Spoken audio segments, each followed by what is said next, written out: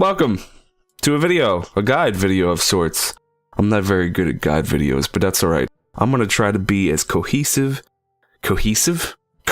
as possible. Don't mind me.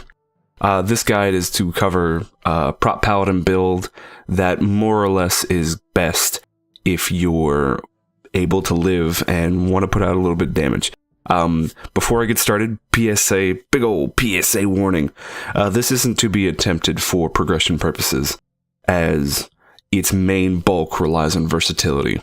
So you do have to sacrifice some of our top stats for that output, and it more or less functions around the legendary ring. And if you're in a raid scenario, chances are your off-tank main tank won't like you using the ring for your own needs. So with that out the way, I can go ahead and get started.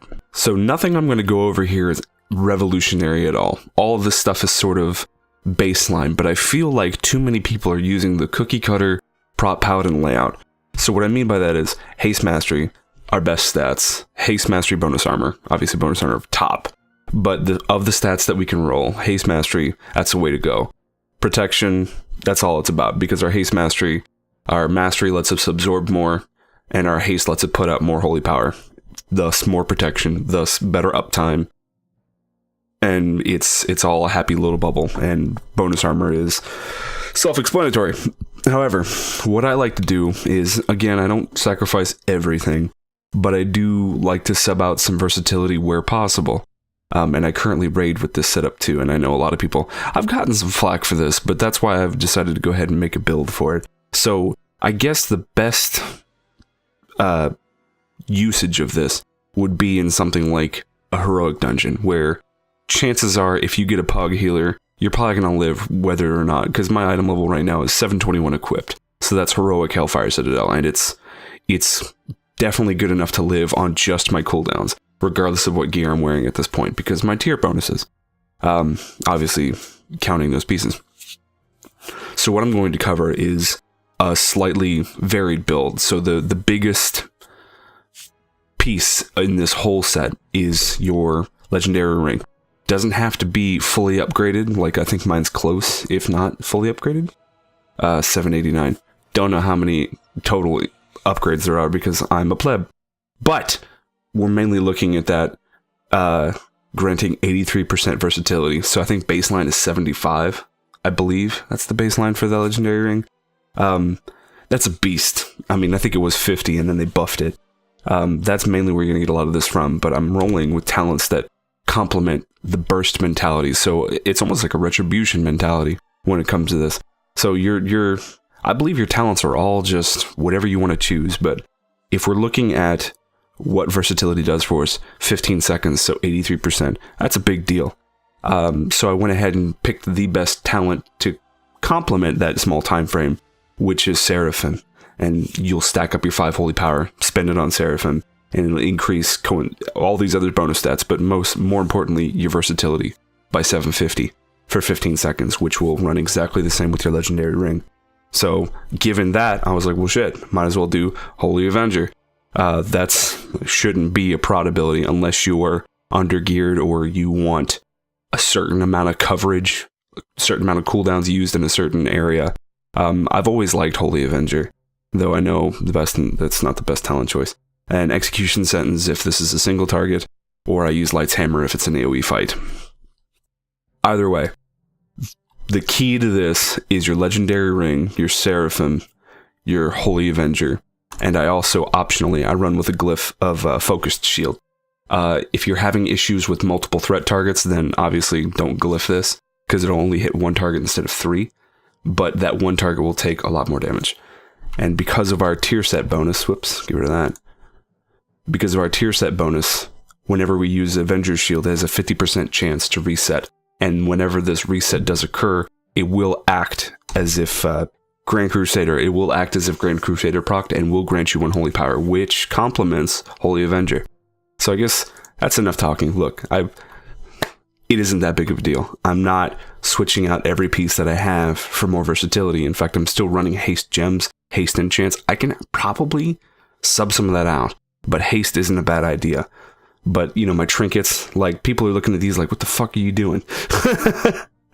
I'm running with the Discordant Chorus, and I'm running with the Petrified Shard because 1, that versatility, 2, that OP use. God, that it scales with your resolve. It's nuts.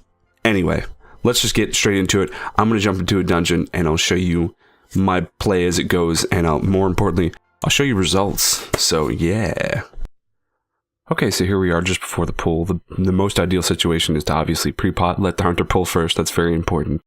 And then our first goal is to build up 5 holy power. To use Seraphim, we'll use our ring, Holy Avenger, Execution Sentence at the same time. And then you just want to use your generators, followed by Shield of the Righteous. Now, if both your generators are on cooldown, hopefully Grand Crusaders came through for you, and it'll help you fill in that. But you'll see right now, that damage is ridiculous. Also, open up a bunch of windows while you're trying to use your keybinds. That's also very important. And then the boss is dead. Yeah. It's funny how simple this is. I really do enjoy using this build, but we'll go ahead and jump to another boss. Alright, so this is the ideal situation. Now you see before this trash pull, this is the bridge boss. I tried to save some holy power. So going into this, you're going to pre-pot. You're going to have 5 right off the bat. So you can Seraphim, Holy Avenger, Ring, Execution Sentence, and this boss is just done. It's a done deal. Look at that number! God! And you know what? I'm sure a lot of people are seeing this and they're like, whatever, I don't give a hell shit. But there are still people that don't really know about this. So the boss is dead. The Geared Hunter was denied his legendary ring explosion. It feels good. And you know what? Blizzard's probably going to be like, nah, fuck that. Tanks can't do damage. They're going to nerf me. They're going to nerf me going to Legion. I know it. I've already seen the blue posts about it. You don't have to lie to me. Oh man, that's how quick that happens though. This is really sweet, but I'm gonna go ahead and skip this trash and cut straight to the boss. Alright, now if there's ever a time where your cooldowns aren't off, I'm gonna expect you to go ahead and be like me and go ahead and just plead to your party, say please wait. It wasn't that long in retrospect, but they're ready for the boss, and I have 5 holy power. Psh, done deal. I believe the shaman uses heroism. Yep, right off the pull. That makes this even better. Just, oh god, I feel so good. Sorry. Also, this lets you ignore mechanics, so working as intended, right, Blizzard? Yeah. I mean, overgeared content, what can you do? Go ahead and finish it up again. I deny him the legendary ring. Kafend in Pandemonium Guild. I apologize if I made you look bad, but, you know, it is what it is. These things can't be avoided, so ignore my bags. Sorry about that. Yeah, dungeon done. That didn't take long at all. Especially when the tank does all the damage. And there you go. That's really it. I mean, it's silly because I know there's a lot of people out there who know Prot Paladins better than I do, inside and out, and they're like, that's stupid, you're retarded for doing this. But at the end of the day, I'm done with content, so why not? I mean, it's all about having fun. So maybe this will help someone else break their cookie cutter mold.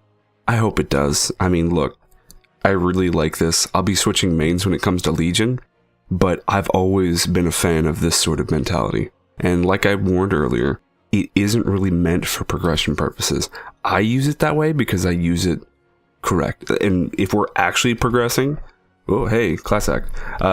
If we're actually progressing, I'll switch up my trinkets. I'll switch up here and there. I won't be that asshole who's just like, oh, I'm a tank. I only want a DPS though. Like, I get it. I do. It sounds obnoxious. And on paper, people just can't seem to add up the numbers. It just won't work. But in content where things die really fast and you have no issues living, why not?